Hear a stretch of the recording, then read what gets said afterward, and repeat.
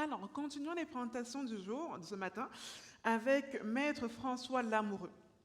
Maître Lamoureux a débuté sa carrière en 1990 comme avocat au contentieux de Sauvé, non, de Sauvé et Roy Avocat. Il a été directeur de ce contentieux de 1997 à 2009. Par la suite, il a occupé le poste de conseiller politique de son organisation de 2009 à 2014. En 2014, il est nommé par le ministre du Travail afin de présider la CCTM.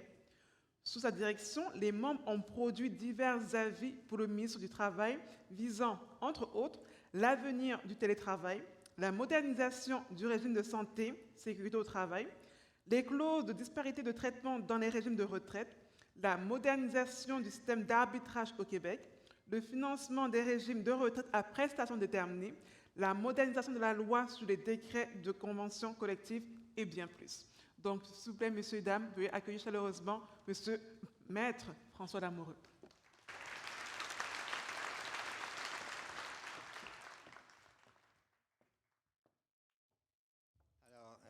Bonjour tout le monde. Alors, je remercie les organisateurs du sommet de m'avoir invité pour cet événement fort important et souligner aussi en même temps, et souvent on l'oublie à la fin d'un sommet comme ça, le travail important qui est demandé par ces personnes qui organisent ces événements-là des jours et des semaines à l'avance. Alors, je suis content, après avoir passé après François, parce que nous venons d'attacher un consensus ensemble qu'on a fait sur les clauses de disparité de traitement. Alors, j'aime mieux qu'il me regarde ce matin avec ce sourire-là, sinon qu'on n'aurait pas eu d'entente. Alors, donc, vous parlez aujourd'hui du nouveau monde du travail, les travailleurs expérimentés et les enjeux de la retraite. Alors, actuellement, on est dans un contexte important, les collègues en ont fait part, avec des enjeux de société majeurs sur la transformation du monde du travail. Le monde du travail change à un rythme accéléré, démentiel, et a des effets importants sur l'ensemble des organisations et des milieux de travail. Alors, actuellement, on fait face à des enjeux de pénurie de main-d'œuvre, de rareté de main-d'œuvre, de démographie, d'inflation, un peu nitro et glycérine ensemble. Et certains acteurs réfléchissent à comment on peut faire face à ces enjeux. Quels sont les défis comment on peut répondre à ces défis? Certains avancent une hausse de l'immigration. D'autres vont avancer une augmentation du bassin des travailleurs dans certains milieux. D'autres vont avancer l'importance d'améliorer la productivité, c'est-à-dire moderniser les entreprises, investir, passer par la robotisation, la numérisation, l'intelligence artificielle. Et finalement, d'autres vont suggérer qu'on puisse améliorer les conditions de travail, c'est-à-dire avoir des conditions de travail qui vont maintenir des personnes à l'emploi et qu'on va permettre à des personnes de revenir à l'emploi. Et là, on touche au cœur même de ces personnes-là, les travailleurs expérimentés qui prennent une place importante dans plusieurs équations, avec maintenant un rapport de force qui est inversé en leur faveur. Alors, l'ensemble de ces enjeux que je vous soumets aujourd'hui ont-ils été pensés, ont-ils été réfléchis? Pourquoi sommes-nous aujourd'hui devant une situation où, on peut se le dire, en termes de pénurie de main-d'œuvre, le feu est pris dans plusieurs maisons, dans le secteur public, dans la santé, dans l'éducation, dans le secteur privé. est-ce qu'on aurait pu voir venir un peu le terrain de ces enjeux-là? Alors, je vous invite à faire un petit retour en arrière. 20 ans. 20 ans.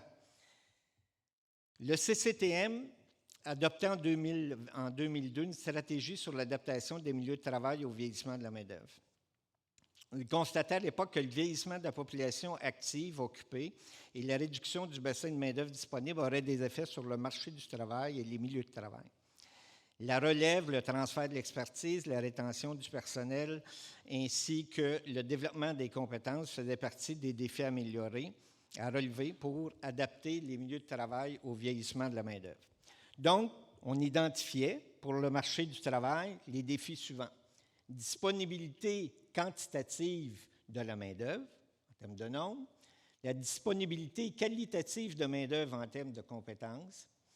Pour les besoins des entreprises, les défis suivants étaient identifiés, compétitivité, contrôle des coûts.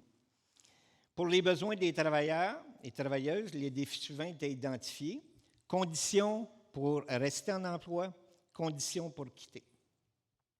Pour les milieux de travail, je dis bien 2002, on disait les défis suivants étaient identifiés. Rétention de la main-d'œuvre, planification des départs, recrutement, relève et transfert de l'expertise, développement des compétences, attitude et comportement à l'égard de la main-d'œuvre expérimentée.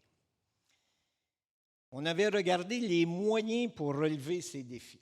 Le CCTM considérait dans sa stratégie qu'il fallait adapter les milieux de travail de la façon suivante.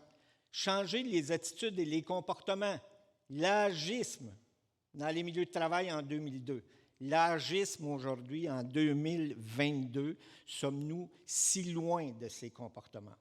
Améliorer les incitatifs au maintien en emploi, rendre disponible et adapter la formation du personnel expérimenté, assurer le transfert de l'expertise, assouplir le temps de travail et le passage du travail à la retraite, adapter l'organisation du travail à la main-d'œuvre expérimentée.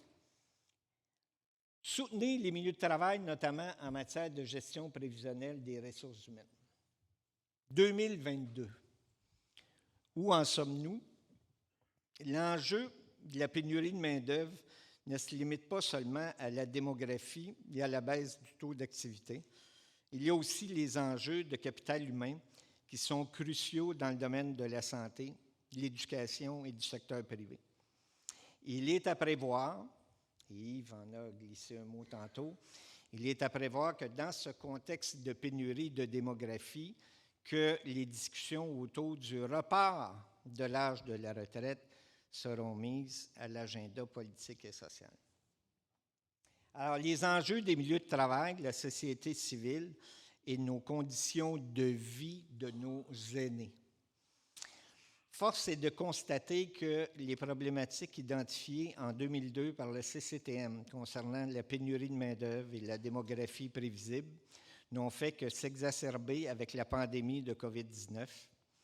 La société civile et les milieux de travail devaient être des partenaires de route afin de poursuivre une conversation tripartite avec les gouvernements. Cette conversation est nécessaire en vue de bâtir des consensus visant à élaborer des politiques publiques qui répondent aux grands enjeux de pénurie de main-d'œuvre, de démographie et de retraite, mais également pour répondre aux besoins des aînés en matière de sécurité financière, de santé, d'éducation et de logement. L'avenir et le dialogue social, le Québec fait face à des enjeux d'avenir cruciaux pour son développement économique et social.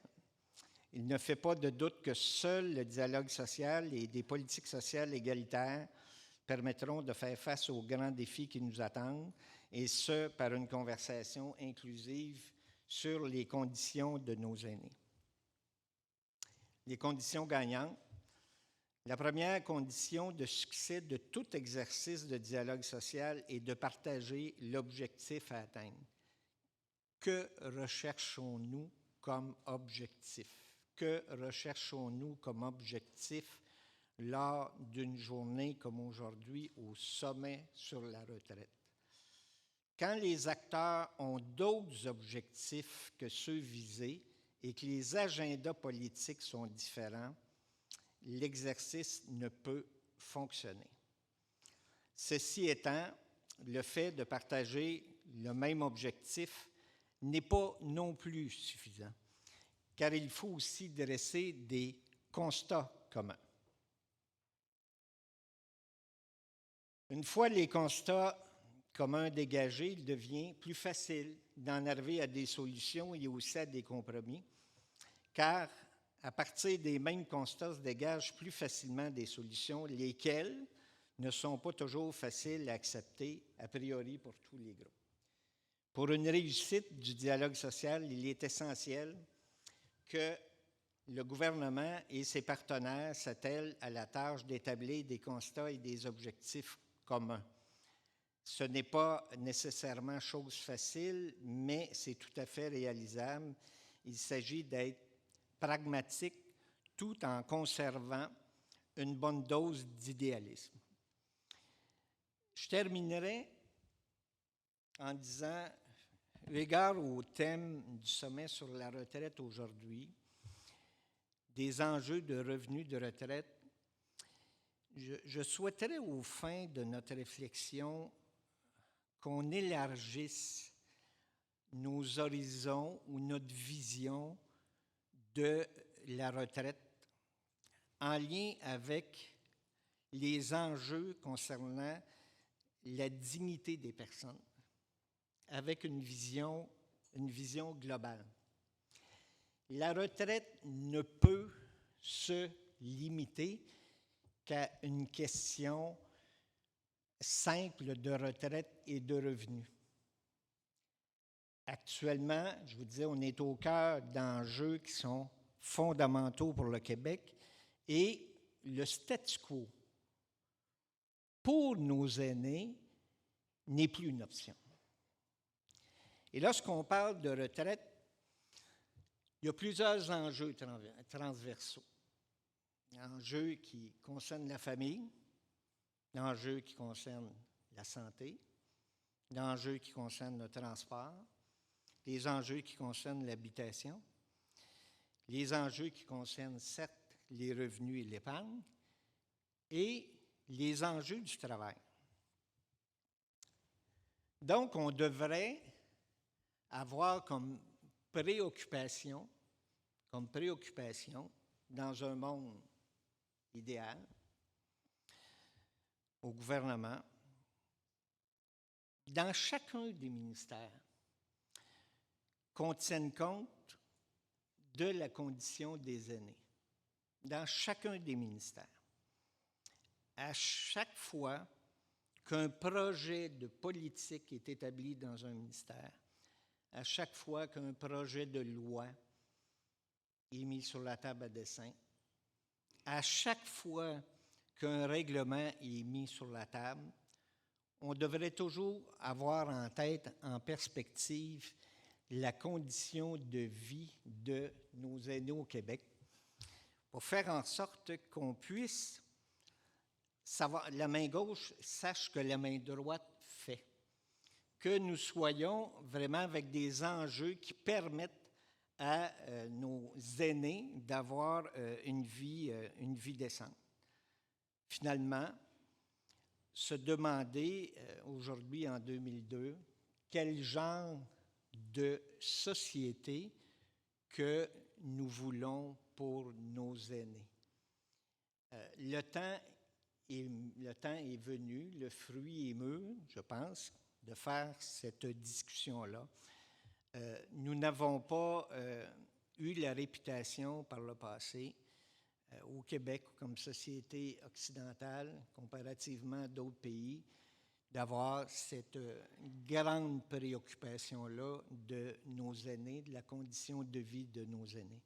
Donc, je souhaiterais qu'on fasse une réflexion large, d'élargir le thème de la retraite, qui est beaucoup plus transversal, aux questions concernant les conditions de vie des aînés. Voilà.